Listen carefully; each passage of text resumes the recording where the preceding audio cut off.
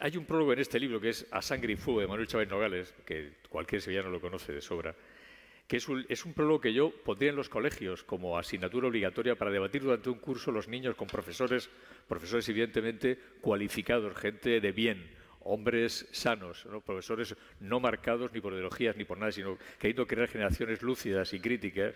Les haría trabajar un año con este prólogo en el que se puede leer, entre otras cosas, voy a poner la gafa porque de cerca ya no veo un pimiento, entre otras cosas se puede leer lo siguiente. Chávez Nogales, como saben ustedes, era un periodista notabilísimo, magnífico periodista, estuvo en Sevilla, republicano, un hombre lúcido que vivió la guerra civil y que huyó de España asqueado porque decía que lo iban a fusilar o los unos o los otros, ¿no? Un tipo interesantísimo y su prólogo de La sangre y fuego es de una lucidez extrema y dice lo siguiente. Hombre, como digo, de izquierdas, republicano, nada sospechoso de ser reaccionario ni de pertenecer a un bando progolpista o prorrebelde. Dice lo siguiente. En mi deserción, cuando se va de España, pesaba tanto la sangre derramada por las cuadrillas de asesinos que ejercían el terror rojo en Madrid, como la que vertían los aviones de Franco asesinando mujeres y niños inocentes. Y tanto más miedo tenía la barbarie de los moros, los bandidos del Tercio y los asesinos de la Falange que a los analfabetos, anarquistas o comunistas. Y dice también,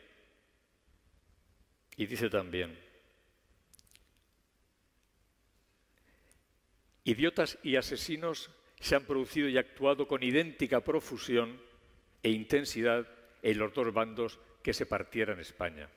Y sobre su lucidez, para terminar, con Chávez Nogales, dice, no me interesa gran cosa saber que el futuro dictador, esto lo dice en el año 37, el futuro dictador de España va a salir de un lado u otro de las trincheras.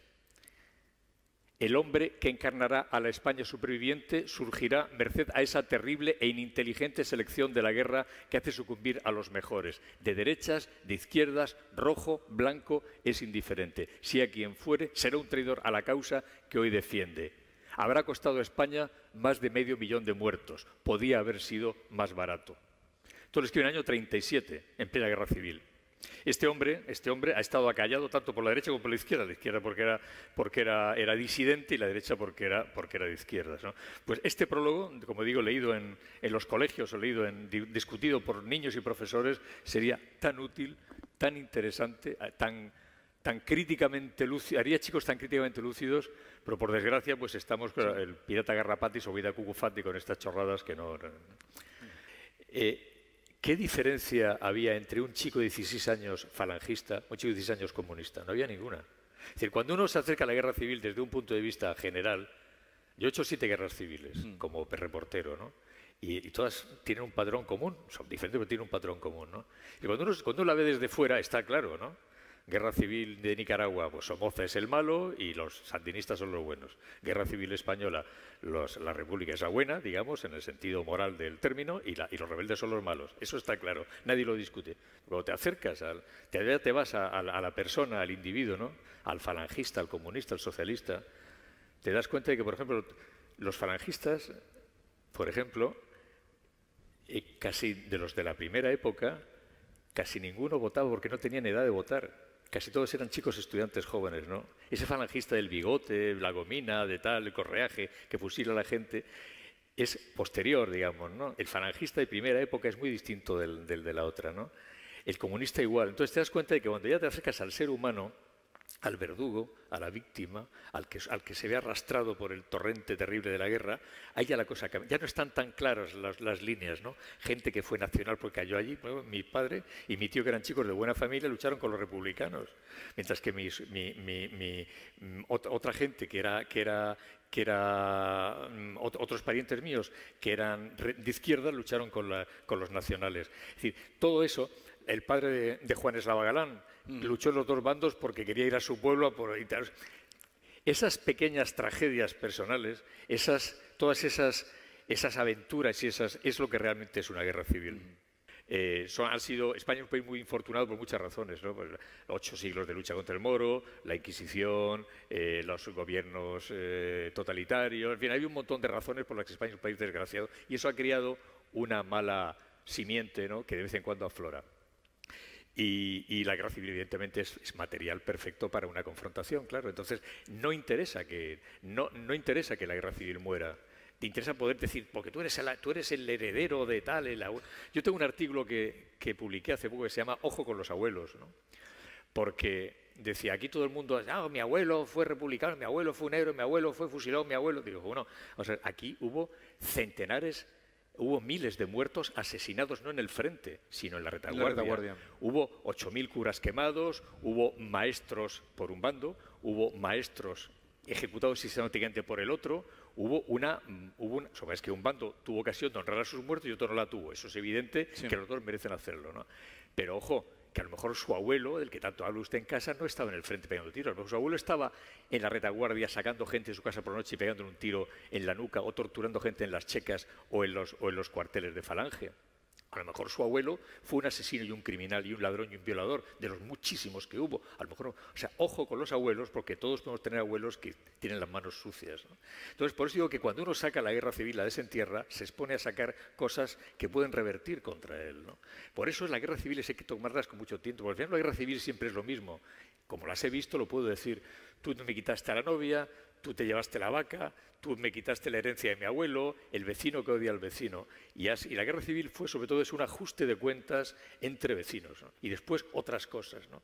Pero esa bronca vileza, esa enemistad, ese cainismo tan nuestro, facilitó mucho que la guerra fuera como fuera. Mira, precisamente dice, ya leo lo otro se quería leer. Perdón de la conferencia, pero... Bueno, si venimos... El otro que se quería leer, porque también va a tono con esto, 252. Este es Hugh Thomas, una historia... no lo he citado, es el libro, es la historia que más me gusta de todas las que se han escrito sobre la guerra civil, fue de las primeras. Pero esa se publicó, o por lo menos una primera entrega hubo, con Franco todavía... Sí. No, pero es una historia realmente es muy buena. Después se han hecho cosas que han superado algunos aspectos, pero sigue siendo una obra magna y el mismo Fusi, el Juan Pablo Fusi, que estuvo esta mañana, dice que posiblemente sea el libro más importante sobre la guerra civil. Dice, ahora iba a batirse sobre España una ola de violencia. Esto es Hugh Thomas, es hispanista y extranjero, o sea, visión ecuánime, no contaminada por la familia, ni por los odios, ni por lo heredado, ni por el biberón. No mamado en el biberón nada como nosotros. Ahora iba a batirse sobre España una ola de violencias en la que iban a desahogarse las luchas acumuladas durante generaciones enteras. Merced a las dificultades o a la carencia absoluta de comunicaciones, cada ciudad se iba a encontrar sola e iba a representar su propio drama en un aparente vacío. Pronto habría no 2 Españas, sino 2000. Las diferencias geográficas dentro de España constituían un factor básico en la desintegración social del país. Los sentimientos regionalistas habían sembrado vientos y ahora recogían tempestades. Cesó de existir un poder soberano y, en su ausencia, individuos y ciudades actuaron sin freno, como si estuvieran fuera de la sociedad y de la historia.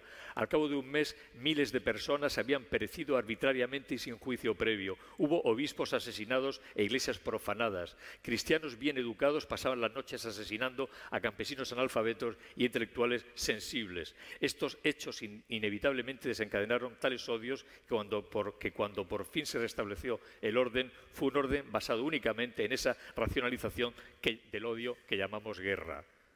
Esto es lo que hay que leer. Esto es lo que hay que explicar, contar y debatir en torno a esto. No tu abuelo, mi abuelo, tal, mi cuneta, tu cuneta. Eso es lo que... Pero desde luego la escuela es la única, un plan de estudio que no se cambie cuando entre otro gobierno, porque está claro que en la casa y en la tribu saldrá la visceralidad. Sin duda. Pero está claro que eso que acabas de leer, o Chávez Nogales, o explicarlo en la escuela, para o sea, es que la escuela es el lugar, o sea, el odio que el español, por razones, insisto, complejas, no es objeto hoy la charla esta de eso, llevamos metidos y que aflora en cuanto rascas un poco, solamente se combate en la escuela, solo en el colegio y en la casa, evidentemente, pero en la casa, como ves, no siempre se combate. Entonces, unos planes de estudio ecuánimes, unos maestros bien formados, unos maestros que saben que no deben formar militantes, sino deben formar ciudadanos críticos y lúcidos, eso es lo necesario. ¿Tú qué contabas? No, yo contaba lo que había, yo no juzgaba. yo en las guerras, ni siquiera en las guerras como la de los Balcanes, fue la última guerra civil que hice, yo no contaba, yo no analizaba, yo contaba la tragedia. Decía, mira, yo era un reportero, yo no era un analista, yo no iba allí a explicar la guerra. Y para eso estaba la gente de corbata en las redacciones. Yo iba allí a enseñar lo que, mire usted, el niño, la señora violada que te cuenta, tal, el pueblo que arde, la tragedia de esta gente que huye, y ustedes saquen sus conclusiones, ¿no?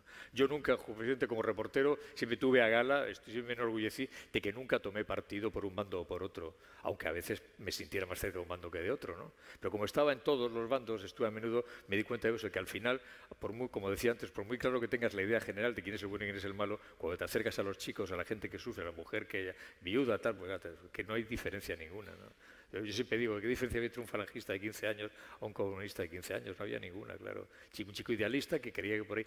Pues hay una cosa muy interesante también sobre eso, y ahora que lo has dicho, y es que en aquella época, claro, ahora hablamos, el abuelo falangista, el abuelo socialista, el abuelo comunista, y como ahora sabemos que eran los nazis, que era Stalin y que eran los gulags, es fácil juzgar, pero hay que tener en cuenta que en los años 30 las palabras fascismo, comunismo, nazismo, en aquella Europa turbulenta y en cambio, con un régimen un mundo que se hundía y un mundo nuevo que llegaba, las palabras todavía no tenían mala prensa, aún no había campos de concentración, aún no había, digamos, Auschwitz, ni había gulags, o no se conocían.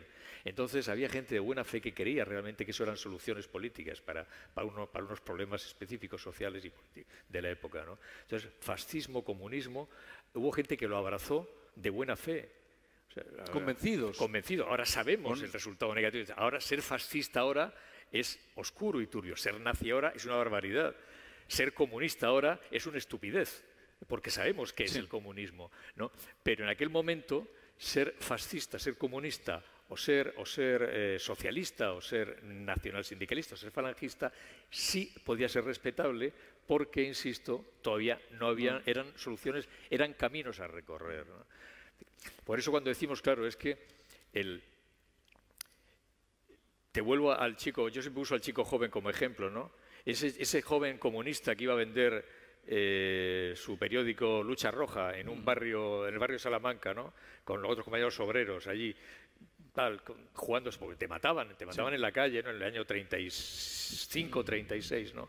O ese joven falangista de 15 años, estudiante, ¿no? Que iba a vender a Cuatro Caminos, falange española, con la mano en la pistola, en la mano en el bolsillo de la pistola.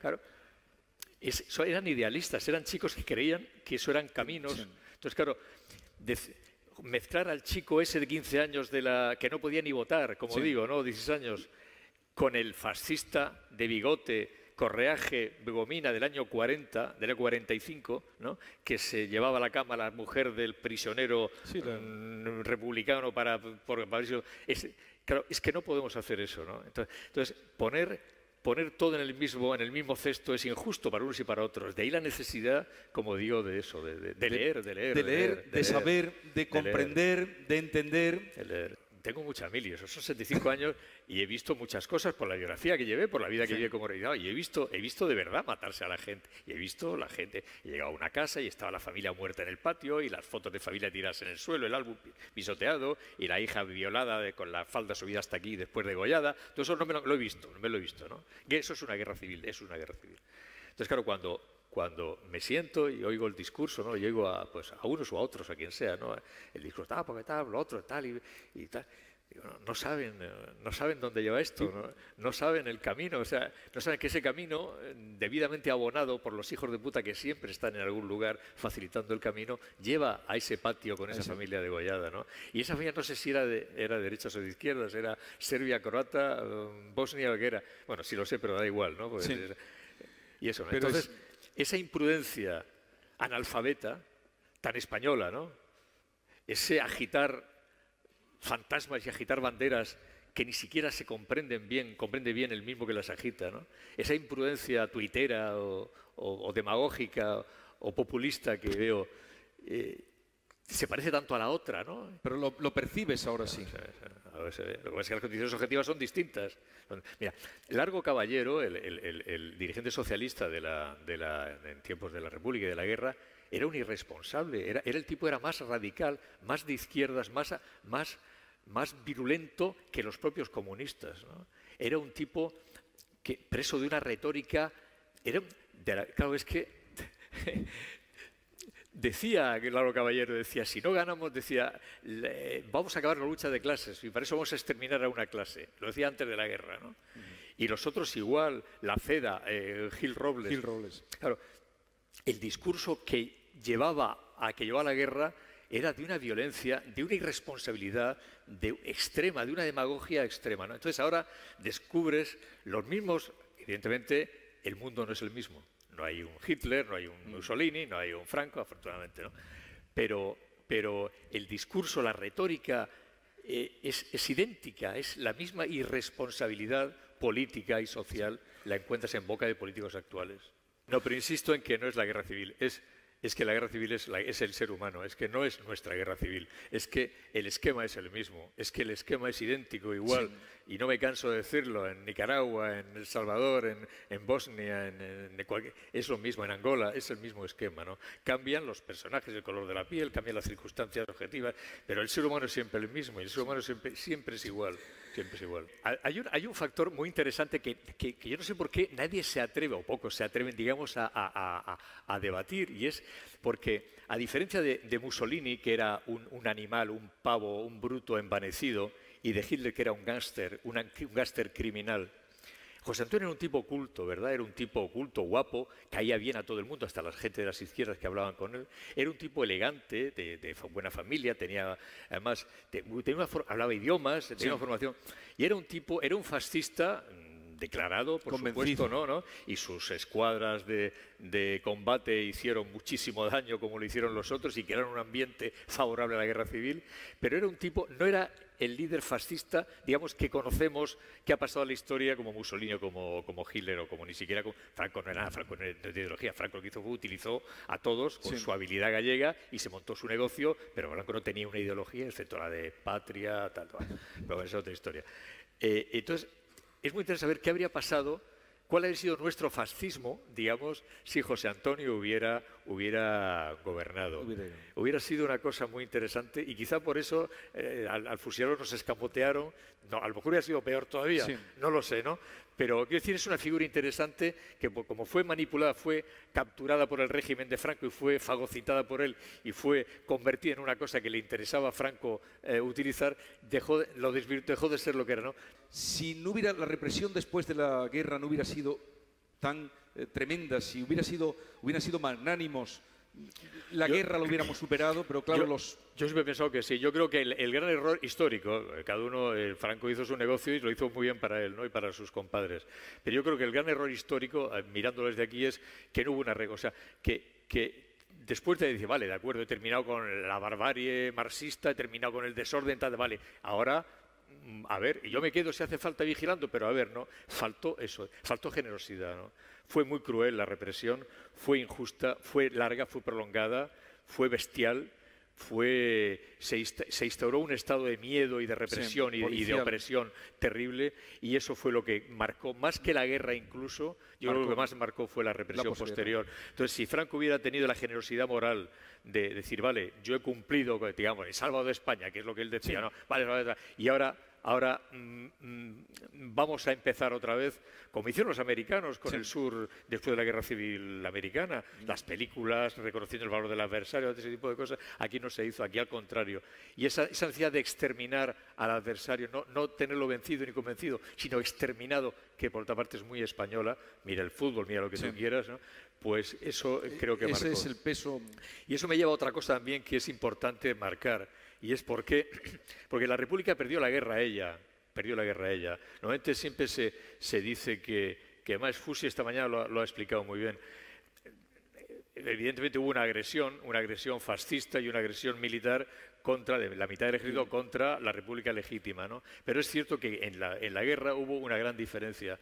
De una parte estaba una república que se mataba entre ellas, ¿no? Una república como en el párrafo que hago leer de Hugh Thomas, ¿no? Completamente caótica, donde no había indisciplina, no se cumplían órdenes, comunistas, anarquistas. Los anarquistas querían hacer la revolución, los comunistas querían ganar la guerra primero. O sea, todo el caos que fue la república, la falta de coordinación, mientras que de otro lado había una criminal decisión de orden, fue un riguroso y criminal ejercicio de una decisión ya tomada por Mola. Cuando lees el parte de Mola que prepara el golpe de Estado, Mola, y manda su circular a los militares rebeldes, dice, te digo en memoria, toda oposición será violentamente suprimida para dar escarmiento y ejemplo, tal. O sea, el deseo de aterrar a los reprimidos ya estaba desde el comienzo. Entonces, el poner todo al servicio de una voluntad única, de un mando único, una voluntad militar única, militares profesionales, ejército profesional, criminalmente disciplinado, aplicando el terror en todas las zonas que conquistabas, fusilando sin piedad a todos aquellos maestros, alcaldes, diputados. Hubo pueblos donde por votar a las izquierdas te podían fusilar, ¿no? Bien, esa homogénea máquina militar, política y represiva tenía que ganar, respaldada además por Alemania y por Italia, frente a una república caótica, llena de hay que hacer la revolución, no hay que hacer la guerra, hay que tal, ¿no? Que los comunistas, entre ellos comunistas y trotskistas, o sea, hubo combates, año 37 hubo combates en Barcelona entre trotskistas y entre del POM. Claro, entonces, ese caos, cuando hay un libro fundamental también que no he citado, que es Homenaje a Cataluña, que no tiene que ver con Cataluña, de Orwell, ¿no? Que cuenta que Orwell viene a las brigadas internacionales, lucha aquí, es herido, es un héroe de guerra republicano, el tipo va de permiso a Barcelona y dio a Barcelona y entonces lo quieren matar porque es trotskista y no es comunista ortodoxo, y el tío asiste a los combates que hay entre comunistas ortodoxos y trotskistas. Ese caos, ese desmadre enorme era imposible. Ya lo dice Azaña, presidente de la República, dice en su memoria, pruebe usted a gobernar rodeado de imbéciles, dice Azaña, ¿no? Sí, y lo que escribe la velada Benicarló, también que cuenta Claro. Entonces, claro, la República no podía ganar, era imposible. ¿Pero tú crees que desde el principio la guerra la tenía perdida? Bueno, al principio no, al principio estaba equilibrado. Lo que pasa es que en vez de, si la República hubiese dicho, bueno, señores, vamos a ganar la guerra y luego hacemos la revolución. Pero no, primero la revolución, colectivizamos la... Entonces, claro, es que una fábrica de municiones que no produce municiones porque están los obreros en huelga. Una ofensiva militar que, bueno, que resulta que el regimiento no ataca porque, como son anarquistas, quieren fastidiar a los comunistas, o al revés. Un bombardeo porque no, vamos a bombardear, pero vamos a bombardear a aquellos que son anarquistas porque vamos... O sea, esa incapacidad para coordinar esfuerzos, es una guerra, es una cosa muy seria, son movimientos, tropas, logística, táctica, estrategia, y eso faltaba, ¿no? Entonces, claro, por eso los comunistas, que eran muy poquitos al principio del comienzo de la guerra, contra lo que mucha gente cree, al estar respaldados por Stalin y por la Unión Soviética, ser ellos quienes traían fueron, digamos, el núcleo principal, la gente más seria, digamos, los que forman el ejército de la República, los que vertebran con cierta coherencia el lado republicano, el ejército republicano, son los comunistas, pues son los disciplinados, la gente seria. Pero es que esto era un desmadre, ¿no? Fíjate, un detalle muy español. En Madrid, en el barrio de Salamanca, había mucho falangista y mucha gente que estaba en movimientos de derechas, en la CEDA y tal, y hubo muchos fusilados por mucha gente que fueron a buscar y los mataron. Después de la guerra se vio que la mayor parte de ellos habían sido denunciados por los porteros de los inmuebles y por vecinos, sobre todo por porteros de los inmuebles. El del tercero izquierda tiene un hijo falangista. La delación es muy eso, ¿no? Y eso ha sido en todas las guerras, ¿eh? La delación, el fulano tal, cuidado que mengano de tal, y eso ha sido tanto en un lado como en otro, ¿no? Fulanito de tal, ese es de derecha, ese votó a las izquierdas, ese tiene un tío que es diputado socialista, tiene un abuelo o tiene un hermano que es falangista, y van a por él, ¿no? La venganza, la envidia. Por eso, yo tengo un artículo de hace cosa de un mes, se llama Ojo con los abuelos, que lo escribí, porque claro, todo el mundo dice, mi abuelo, yo tengo mi abuelo que hizo la guerra, mi abuelo, republicano, mi abuelo falangista, de un momento, vamos a ver. De acuerdo, vale, tuve un abuelo. Pero en esa guerra hubo abuelos luchando en el frente, pero hubo muchos miles de ejecutados en la retaguardia, fusilados de un tiro en la cabeza, violadas, robados, saqueados, torturados, por gente que no pegó un tiro en el frente en su vida, por gentuza que estaba aquí en la con mono de miliciano o con camisa de falangista dando el paseo a la gente. Y estos también eran abuelos. A ver si su abuelo, en vez de ser del héroe del frente, fue de esos hijos de puta que estaban ejecutando gente en la retaguardia en un otro bando. Así que cuidado con los abuelos, ¿no? Ojo, no me remueve usted porque a lo mejor al removerlo sale su abuelo y resulta que su abuelo no era el héroe que usted creía. Por eso digo que es tan muy peligroso acercarse a estas cosas sin la debida lucidez, sin la debida precaución, sin el debido espíritu crítico. Y esta es la única solución, libros, no hay más, no hay más. Porque además ya no hay abuelos para contártelo, ya se han muerto, ya los que la vivieron, ahí me la contaron ellos, ya no están. Ahora solamente nos quedan los libros y el sentido común. Sin libros es absurdo, o sea, manejar una guerra civil sin testimonios fiables y sin libros, ¿cómo se atreve? A veces estoy viendo la tele y tal, digo, pero ¿cómo se atreve este tío que tiene 24 años, que se ve hablando que es un auténtico analfabeto? ¿Cómo se atreve a manejar conceptos tan graves, tan terribles, tan complejos como guerra? ¿Cómo se atreven, no? La osadía de la ignorancia, ¿no? Y eso es terrible, y eso es muy, muy peligroso, porque te lleva al cliché barato, a la etiqueta fácil, al buenos y malos, y eso es muy complicado, como te digo. Mira, ponemos a Sento, ¿no? Su mujer, el suegro de Sento, ¿no? Un chico de la FUE, un estudiante de izquierdas, un chico bien educado, tal, termina luchando con los nacionales, ¿no? Y cuando lo van a fusilar, porque ha caído el chiste y está prisionero, un tipo le da un culazo y lo saca de la fila y dice, tú no, y lo saca fuera de la fila y no lo matan. ¿Por qué? Nunca lo supieron. Ese chico lo buscó después, ¿verdad, Sento? Y nunca supieron quién había sido. ¿Por qué lo sacó? No lo sabemos. Le salvó la vida. Esos azares que tiene la vida, ¿no? O sea, era un nacional, era un republicano, sí, y lo salvó. Esas cosas, ¿no? Es como mi padre. Es que los azares, esas cosas. Mi padre iba al frente, iba camino del frente y en su regimiento después murieron casi todos. Iba con el fusil y la manta por la carretera. Entonces, y había un comisario político apoyado en un coche viendo pasar a los soldados, ¿no? Y lo ve pasar, mi padre tenía un buen aspecto, era un chico guapo, fino, con buen aspecto, ¿no? Y lo ve y dice, oye, tú, tal, pues hace con mi padre, camarada, dime, tal. Dice, ¿tienes estudios? Dice, sí, camarada, estudio ingeniería, tal. ¿Sabes qué máquina? Sí, sal de la fila. Necesitaba, porque eran todos analfabetos, necesitaba un tipo que supiera escribir la máquina. Y eso salvó a mi padre que no sé lo que había pasado, que había terminado. Pues, esos azares, eso es una guerra civil, ¿no? Y eso es lo que hay que entender y lo que hay que ahora ya lo que hay que leer. Me resulta muy chocante la utilización que se hace del concepto república. ¿Por qué solamente se explica la república para cierta ideología? Porque acabamos de ver y vivir en directo las elecciones en Francia y en la república las votan todos. ¿Por qué aquí se apropian de eso solamente unos? Es una pregunta muy pertinente porque ahora la gente no sabe que había muchos republicanos que eran de derechas. O sea, la falange no era monárquica, la falange era republicana. Es decir, había la república. Lo que pasa es que, por otra de las desgracias, los hechos históricos hicieron que la república era identificada con ideología de izquierda. Pero había mucha gente en la república, republicanos políticos y gente de buena voluntad que eran republicanos además de verdad, ¿no? Mi abuelo, concretamente, no era de izquierda, era un señor bien educado, una familia una familia, digamos, privilegiada, familiar, y era republicano. No era monárquico, él creía en la república pero yo siempre decía en la república, pero en la república romana, decía, ¿no? O sea, porque había tenido experiencia de la nuestra. Es decir, entonces, eso es otro de los grandes traumas que nos han causado todos estos hechos de los que hemos hablado hace un momento. Y es que hasta la palabra república la asociamos con la izquierda, cuando la república es una forma de gobierno que, por cierto, es la que yo prefiero, pero bueno, ha quedado marcada como tantas otras cosas. Es que en España hemos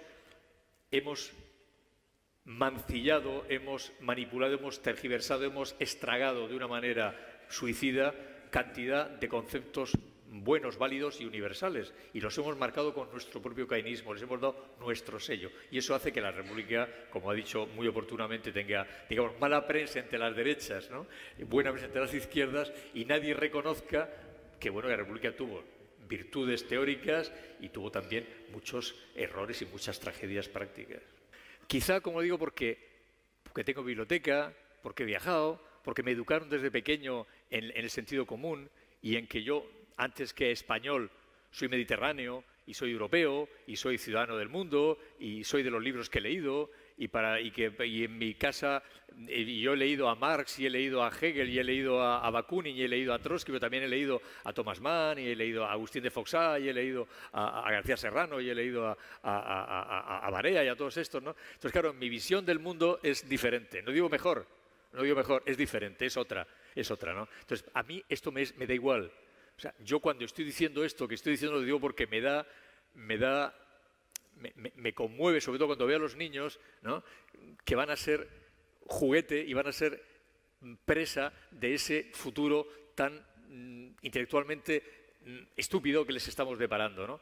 Pero en lo personal no, me da igual. Yo puedo tomarme una Coca-Cola debajo de un café debajo en la plaza Queipo de Llano o en la plaza Durruti o Pasionaria y no se me corta la leche del café por eso en absoluto, ¿no? O sea, me da igual, ¿no?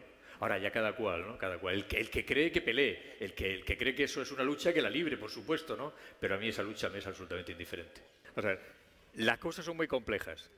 Son causas complejas que corresponden más a los historiadores que a mí, que yo soy, al fin y al cabo, soy un tipo que cuenta y soy un novelista, no soy un historiador, yo lo que soy es un lector nada más, ¿no? Pero es evidente que para cualquier lector las cosas son complejas. La guerra civil, se llega a ella antes de la guerra civil, es que se sublevaron contra la República, vale, pero es que también se sublevaron los comunistas y los mineros anarquistas, no, los anarquistas no, la UGT y los comunistas en Asturias en el año 34. Es que hubo golpes de Estado, es decir, que la República estaba siendo atacada por unos y por otros, tanto por la extrema derecha como por la extrema izquierda, tanto por los comunistas como por los anarquistas, como por los fascistas, por todos ellos, ¿no?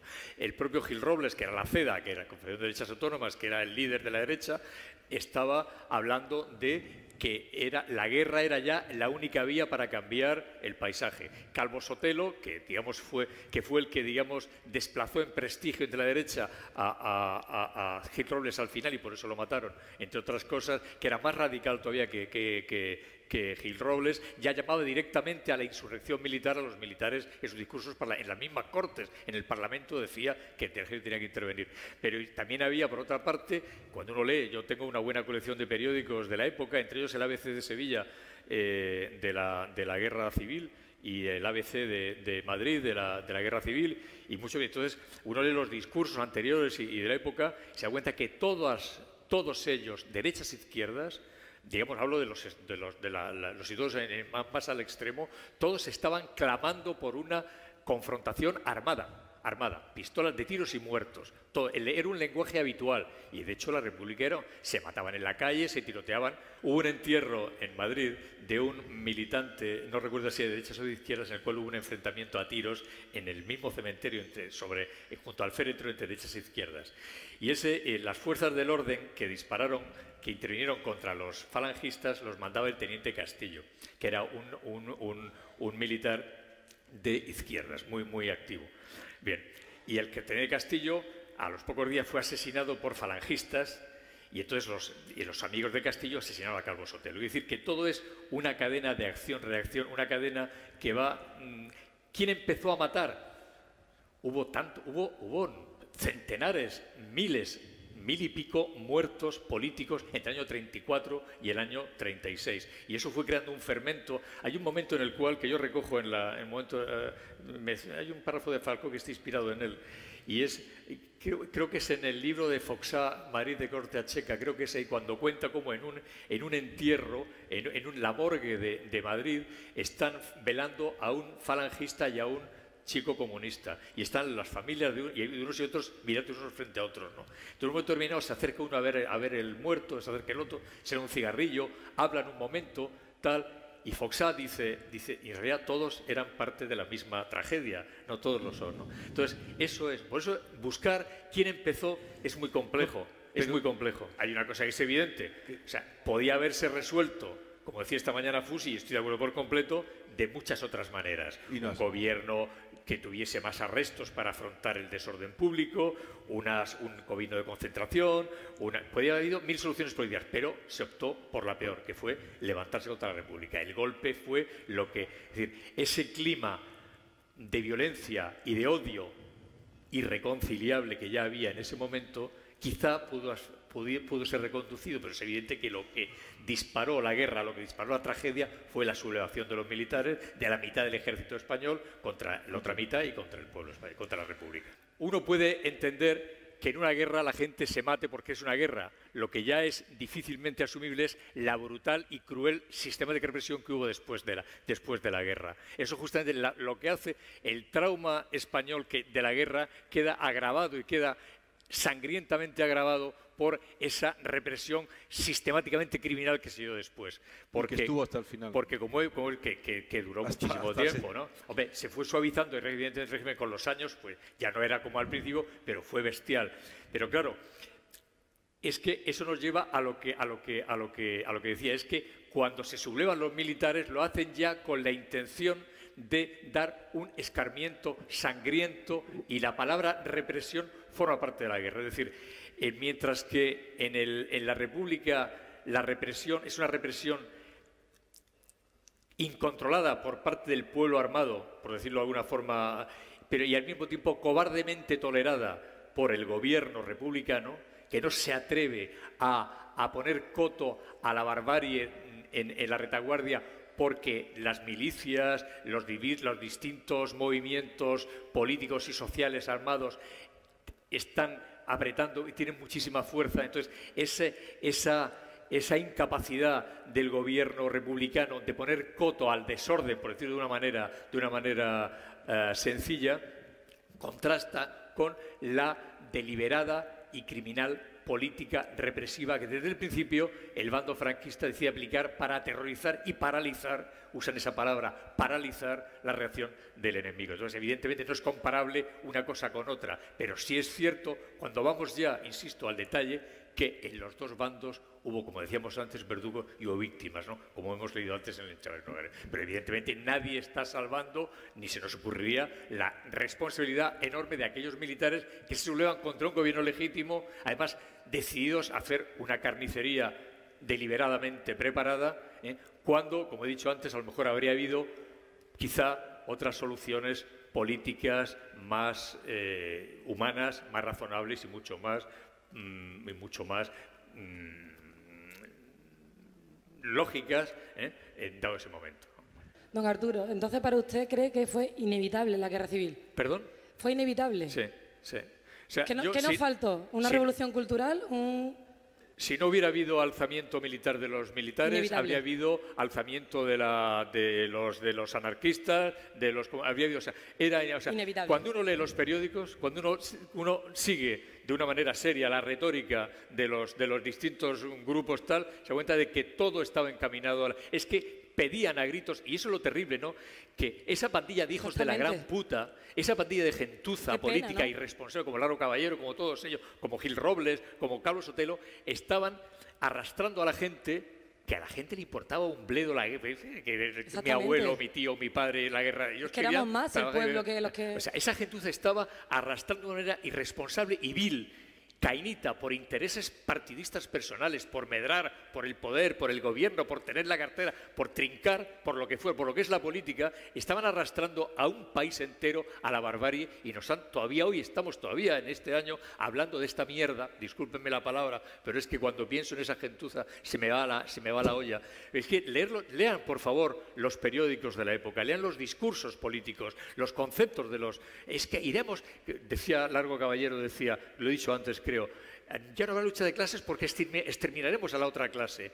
O sea, era esa la retórica. Entonces, la guerra era inevitable y se veía venir desde hacía ya. Asturias fue un alzamiento de los otros. O sea, todos, porque la República fue, y ese fue su gran pecado, fue incapaz, como lo fue la Primera República, fue incapaz de gestionar la compleja realidad española, regional, religiosa, política, social, cultural, de atraso, de pobreza, porque claro, es que aquí esto es Andalucía, como era el campo andaluz, cada vez que quemaron al cura y al alcalde, pues, claro, ¿cómo no lo iban a quemar? Si es que eran analfabetos, manipulados, desesperados, hambrientos, con hijos se morían de hambre, claro, es que era todo una barbaridad. Entonces, claro, la República no pudo gestionar eso, no supo, y después la República, además, los gobernantes republicanos se pusieron en contra a la Iglesia con tal, todos, metían los dedos al mismo tiempo, querían en 2 años cambiar siglos de atraso y de historia, y eso era imposible. Entonces, esa prisa por cambiarlo todo, esa prisa, que ya les suene, ¿verdad?,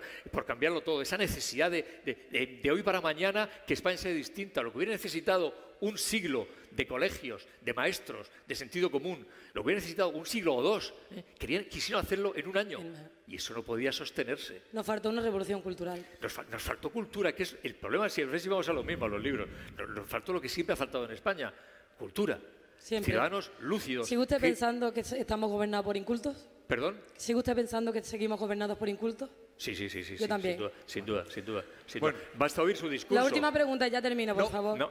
¿Qué opinión tiene usted de las mujeres en la guerra civil? Jugaron un papel muy importante también. Mucho, pero ahora ya esa pregunta. Bueno, muy importante, claro. Hubo mujeres falangistas, mujeres del Socorro Rojo, mujeres comunistas, mujeres socialistas, mujeres anarquistas, hubo prostitutas en el frente, hubo milicianas en el frente, hubo señoras bordando corazones del detente bala de los raquetés, hubo damas del Socorro del Santísimo Prepucio haciendo procesiones tal para los soldaditos, hubo de todo. Hubo mujeres guerreras y mujeres retaguardia, mujeres refugio y mujeres paladines. Claro, luego, como en todas partes, la mujer siempre ha estado ahí. Y hubo mujeres mártires de los dos bandos, mujeres maestras que fueron fusiladas y fueron represaliadas, mujeres que fueron rapadas, violadas, maltratadas por unos o por otros, las hubo, claro que sí, ¿no?